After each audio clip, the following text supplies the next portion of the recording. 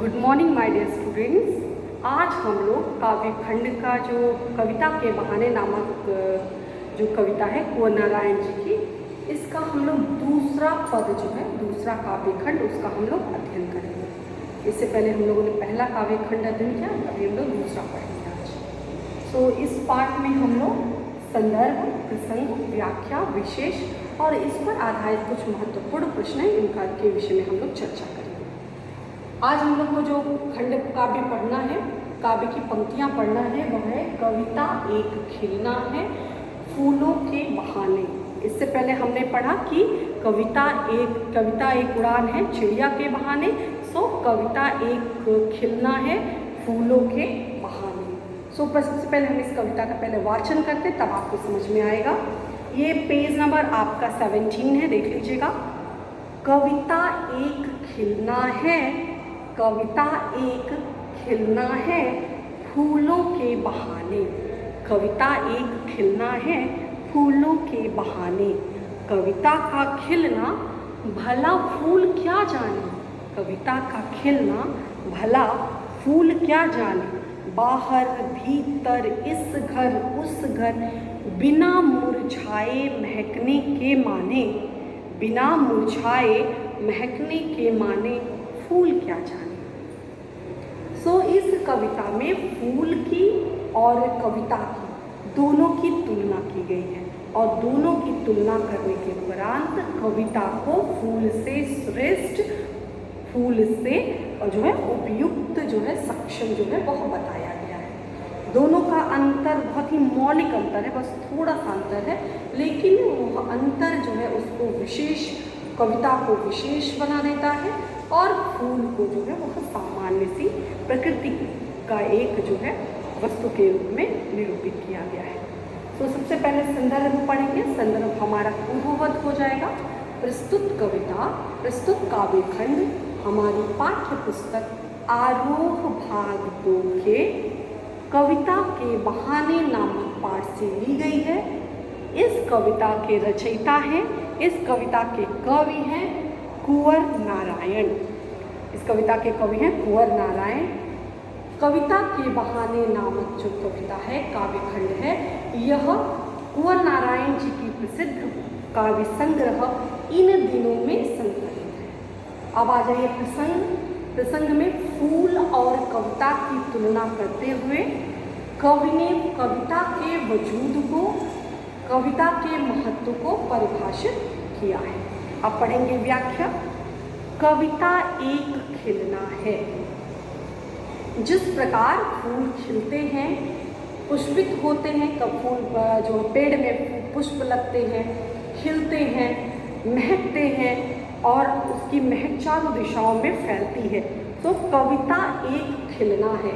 जिस प्रकार एक तरह से कली होती है, कली धीरे धीरे धीरे विकसित होकर के पुष्प का स्वरूप लेती है, और फिर पुष्प का रूप लेने के बाद उसका रंग, रूप, आकार, उसकी खुशबू चारों दिशाओं में फैल जाती है। ठीक उसी प्रकार कविता भी होती है, सेम उसी तरह से उसका भी प्रोसेस, उसकी भी प्रक्रिया सेम उसी तरह से भी होती है। जिस प्रकार फूल जो होता है उसको पहले बीज डाला जाता है या पेड़ लगाया जाता है, धीरे धीरे करके वह पेड़ का शक्ल लेता है, धीरे धीरे उसमें विकास होता है, तो पुष्पित होती है। पुष्प जो होता है पुष्पित होती है, पल्लवित होती है, और उसकी मुस्कान, उसकी जो महक होती है वो चारों दिशाओं में फैल जाती है। ठीक उसी प्रकार कविता जो होती है वह कवि के मन में विचार जागृत होते हैं, वो तरह तरह की भावनाओं, वो तरह तरह की कल्पनाओं का रूप लेकर के वह भी पुष्पित होती है, पल्लवित होती है, यानी उस मन में विचार आते हैं, जागते हैं, कविता उस पर लिखी जाती है, उस कविता का जो है विकास होता है, और उसके बाद जो उसका फल निकल करके आता है, यानी जो काव्य कविता जो बनती है, उस कविता का आनंद जो होता है वह सब कोई आनंद उसका उठाता है। जिस प्रकार पुष्प को देख करके लोगों के चेहरे पर एक तरह की प्रसन्नता, चेहरे पर एक तरह की कांति आ जाती है, उसी प्रकार जो यह कविता होती है, कविता को श्रवण मात्र से, सुनने मात्र से ही लोगों के चेहरे पे प्रसन्नता उत्पन्न हो जाती है। जिस प्रकार पुष्प का प्रयोग जो होता है समारोह में, शादी समारोह इत्यादि में और सारे मांगलिक शुभ कार्य में, अशुभ कार्य में पुष्प का इस्तेमाल किया जाता है। ठीक उसी प्रकार कविता जो होती है वो हर समय गाई जाती है, जो है हर क्षण में, अच्छे क्षण, सुखद संयोग में, दुखद संयोग में हर समय कविता जो है उसका गायन किया जाता है। तो कविता का जो महत्व है वो कहीं ना कहीं पुष्प से ज़्यादा है। कैसे? क्योंकि पुष्प जो होता है कुछ समय के लिए, 1 दिन, 2 दिन, 3 दिन, कुछ समय के लिए पुष्पित होते हैं, पल्लवित होते हैं। खिलना, पुष्पित होना माने पुष्प लगना, पल्लवित यानी खिलना। तो कुछ समय के लिए पुष्पित होते हैं, कुछ समय के लिए पल्लवित होते हैं और कुछ समय से के लिए अपने सुगंध के लिए चारों दिशाओं में फैला देते हैं। लेकिन कुछ समय बाद उसका जो उसकी महक समाप्त हो जाती है, उसका सौंदर्य रूप जो होता है, रंग होता है, वो रंग धूमिल पड़ जाता है, उसका सौंदर्य जो होता है वो समाप्त हो जाता है, उसकी खुशबू जो होती है वो समाप्त हो जाती है। इसका मतलब कि पुष्प जो होता है, पुष्प का जितना भी जो भी पुष्प की विशेषता होती है, तो पुष्प जो होता है वो क्षण भंगुर होता है। क्षण भंगुर, क्षण, कुछ क्षण पुष्प का वजूद होता है और कुछ क्षण के बाद पुष्प जो होता है वह क्या होता है? क्षण भंगुर। कुछ समय तक पुष्प का रूप सौंदर्य रहता है, स्मेल रहती है, सुगंध रहती है, लेकिन कुछ समय बाद क्षणभंगुर होने के कारण उसका जो महक है वह समाप्त हो जाता है। लेकिन कविता भी सेम उसी रास्ते को, उसी फॉर्मेट को, उसी प्रक्रिया से होकर के कविता भी गुजरती है। लेकिन जो अंतर क्या है? अंतर यह है कि जो फूल जो होता है वह क्षणभंगुर होता है और जो कविता होती है वह क्या होती है? कविता होती है शाश्वत। शाश्वत मतलब परमानेंट, हमेशा कविता का वजूद कभी इतना प्राचीन काल से वही कविता गाई जा रही है। चंदा मामा आ रे आओ, पारे आओ, यह कविता मतलब बहुत पुरानी कविता है। इस कविता पहले भी गाई जाती है, आज भी गाई जाती है और आने वाले समय में भी गाई जाएगी। सो इस प्रकार की बहुत सी अनगिनत कविताएं हैं जो लोग सुन करके भाव विभोर होते हैं। लोग जो है उन लोगों के मन में एक तरह की आशा की किरण जो है वह जगती है। लोगों के मन में एक जोश का भाव जो है वह, एक हास्य का भाव, एक जो होता है संयोग का भाव, एक वियोग का भाव जो कविता को सुनकर तरह तरह के मन में जो है भाव जागृत होते हैं। सो इसी प्रकार होता है कविता का खिलना। भला फूल क्या जाने, फूल तो बेचारा यही जानता है कि खिला जाता है और खिलने के उपरांत एक दिन मुरझा जाता है। तो फूल को तो केवल इतना ही सत्य पता है। तो फूल तो कभी सोच भी नहीं सकता कि कोई दुनिया में ऐसा भी होता होगा जो जन्म लेता है, यानी उत्पन्न होता है और उत्पन्न होने के बाद रची जाती है और रची जाने के बाद उसका वजूद कभी समाप्त नहीं होता और जीवन भर शाश्वत बना रहता है और ऐसे ही चिर युवा बना रहता है। ऐसा फूल तो कभी कल्पना भी नहीं कर सकता। क्यों? क्योंकि उसने पूरे जीवन वो यही जानता ही है कि खिलना है, खिलने के बाद मुरझा जाना है। सो फूल तो कभी सोच भी नहीं सकता कि कभी ऐसा भी होता है कि खिलने के बाद जो है पूरा जीवन जो है उसी तरह से, उसी सौंदर्य के साथ जो है व्यक्ति बना रह सकता है। कभी व्यक्ति यानी कोई भी चीज़ ऐसा बना रह सकता है, कभी फूल कभी कल्पना नहीं कर सकता। इसलिए कहा गया है कविता का खिलना भला फूल क्या जाने। फूल कभी समझ नहीं सकता कि कोई चीज़, कोई वस्तु इस दुनिया में, कोई भी ऐसा जीव है या प्राणी है या वस्तु है, निर्जीव जो भी, कि जो उसका वजूद पूरा काल खंड को भी पार करके अपना अस्तित्व जो है वो बनाए रखता है। ऐसा कभी हो ही नहीं सकता, कभी कल्पना ही नहीं की जा सकती। बाहर भीतर, इस घर उस घर, बिना मुरझाए महकने के माने फूल क्या जाने। बिना किसी भेदभाव के, बिना किसी समस्या के, बिना अंदर बाहर आंतरिक गतिविधियों को बाहर जो है, बाहर जो स्वरूप है, प्रकृति है, उसमें जा कर के आंतरिक गतिविधियों में एक दूसरे से बिना किसी ईर्ष्या द्वेष भाव से बाहर भीतर, चाहे बाहर की बात हो चाहे अंदर की बात हो, चाहे इस घर की बात हो या इस घर का मतलब कि अंदर की, इस घर उस घर मतलब कि बिना किसी भेदभाव का, अपना पराया छोड़ करके, जाति धर्म से ऊपर उठ करके, बिना किसी भेदभाव करके सबको एक समान समाज में एक प्रकार की समरसता का जो है स्थापित की जाए। सो बिना मुरझाए महकने के माने, बिना मुरझाए मतलब कि मुरझाया ही ना जाए, पूरा जीवन जो है उसी प्रकार पुष्पित पल्लवित बना रहा जाए, इसी प्रकार सबको जो है अपनी सुगंध से सबको आनंदित किया जाए।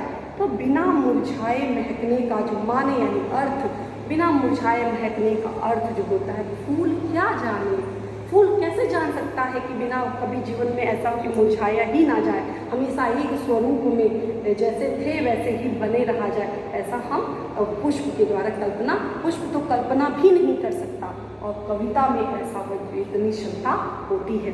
कविता लिखी जाती है, हर काल खंड हल क्रम को जो है वह पार करती हुई आनंदित सबको भाव विभोर करती है।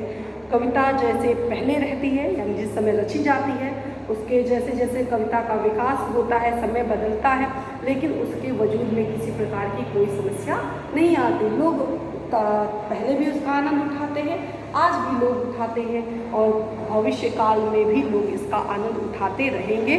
कविता का वजूद कभी भी खतरे में नहीं आ सकता, कविता का वजूद जो है सदा सर्वदा बना रहेगा। जब भी हम जीवन में परेशान होते हैं, दुखी होते, तो उस समय हम गीत सुन करके, कविता सुन करके जो है वह आनंदित होते हैं, भाव विभोर होते हैं। तो कभी पुष्प इस बात को कभी नहीं समझ सकता कि कभी ऐसा भी होता है कि बिना मुरझाए भी जीवन में रहा जा सकता है, लेकिन कविता के द्वारा ऐसा संभव है। आइए हम इस पर आधारित कुछ महत्वपूर्ण का जो अर्थ प्रश्न है उसको हम देखते हैं कि फूल जो होता है खिलता है, फिर विकसित होता है, फिर मुरझा जाता है, क्षणभंगुर होता है, लेकिन कविता जो होती है रची जाती है, अनंत काल तक लोग उसका आनंद उठाते हैं और कभी भी वह मुरझाती नहीं है, वो पूरा जीवन शाश्वत जो है वह बनी रहती है। आशय स्पष्ट कीजिए, आशय स्पष्ट, पहला प्रश्न, आशय स्पष्ट कीजिए, कविता एक खिलना है फूलों के बहाने। तो जिस प्रकार फूल जो होते हैं वह पुष्पित होते हैं, पल्लवित होते हैं, उसमें रूप रंग सौंदर्य से चारों दिशाओं में लोगों को जो है आनंदित करते हैं, सुगंध बांटते हैं, उसी प्रकार कविता भी जो होती है अपने कोमल भावनाओं के द्वारा, अपने कोमल भावों के द्वारा संसार के हर व्यक्ति को, हर मनुष्य को, हर जीव को प्रसन्न करती है, और कविता स्वयं महक कर लोगों को महकना, लोगों को सिखाती है कि किस प्रकार आनंदित रहा जाता है। स्वयं महक कर लोगों को महकाना लोगों से ही सीखा है, लोगों को बताती है। अगला है ख, कविता का खिलना भला फूल क्या जाने। कवि फूल की सीमा बताते हुए कहते हैं कि फूल स्वयं तो खिलता है, लेकिन वह कविता के मर्म से, कविता का क्या मर्म है, कविता का क्या अभिप्राय है, उससे अपरिचित होता है, क्योंकि कविता फूल से अधिक मूल्यवान है। कविता जो है वह शाश्वत है और जो फूल जो है वह क्षण भंगुर है। सो कभी इस मर्म को कवि फूल जो है जान नहीं सकता कि हम शाश्वत हो सकते हैं या कोई भी चीज़ शाश्वत हो सकता है, कोई भी पदार्थ जो है वो शाश्वत हो सकता है। ग, इस पद्यांश का मूल भाव स्पष्ट कीजिए। इस पद्यांश का मूल भाव, इस पद्यांश का आशय यह है कि फूल के समान सब, कविता जो होती है वो फूल के समान सब दिशाओं में अपना सौंदर्य, अपनी महक, अपना प्रेम जो है वह लुटाती है। यह ठीक है, वह मानव मन के भीतर, वो मानव व्यक्ति के मानव हृदय के भीतर बाहरी संसार दोनों को आनंदित करती है, सुगंधित करती है। इसकी तुलना में, यानी फूल की तुलना, कविता की तुलना में फूल जो होता है वह ससीम होता है, उसकी एक सीमा होती है, लेकिन कविता जो है, कविता का जो फैलाव है, कविता का जो व्याप्य है वह क्या है, वह व्यापक है। तो फूल ससीम है और कविता असीम है। लास्ट प्रश्न है, बिना मुरझाए बाहर भीतर कौन महकता है, स्पष्ट कीजिए। कविता ही वह फूल है, कविता ही वह फूल है जो कभी बिना मुरझाए जो है वह सदा सर्वदा एक समान बना रहता है, और फूल की सुगंध सूखने पर नष्ट हो जाती है, लेकिन कविता अपनी सुगंध से लोगों को आनंदित करती रहती है। भाव सौंदर्य लिखिए और शिल्प सौंदर्य लिखिए।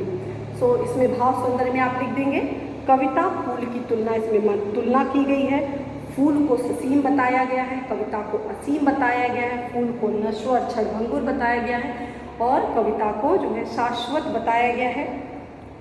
कविता का खिलना अलंकार, कविता का खिलना, इसमें कविता का खिलना भला फूल क्या जाने, इसमें काव्य वक्रोक्ति है, मतलब कहने का जो शैली है, तरीका है, वो काव्य वक्रोक्ति अलंकार है। किसी को हम श्रेष्ठ बताने के लिए एक को हेय बताते हैं, ऐसे समय में हम काव्य वक्रोक्ति अलंकार का उपयोग करते हैं कि फूल जो है कभी इस तथ्य को नहीं समझ सकती, इस मर्म को नहीं समझ सकती। यहाँ पर काव्य वक्रोक्ति का अलंकार है। फूल क्या जाने में प्रश्नालंकार है, मानवीकरण का भी इसमें समावेश किया गया है और भाषा सरल सहज और हृदयग्राही है। यह इस प्रकार कविता के बहाने जो दूसरा पैराग्राफ है इसकी व्याख्या थी। आप लोग होमवर्क के रूप में संदर्भ, प्रसंग, व्याख्या, इस पर आधारित जो भी अन्य महत्वपूर्ण प्रश्न होते हैं बुक से देख करके या नेट से देख करके या अन्य अलग पुस्तकों से देख करके इसको आप अपने शब्दों में तैयार करने का प्रयास करें। धन्यवाद।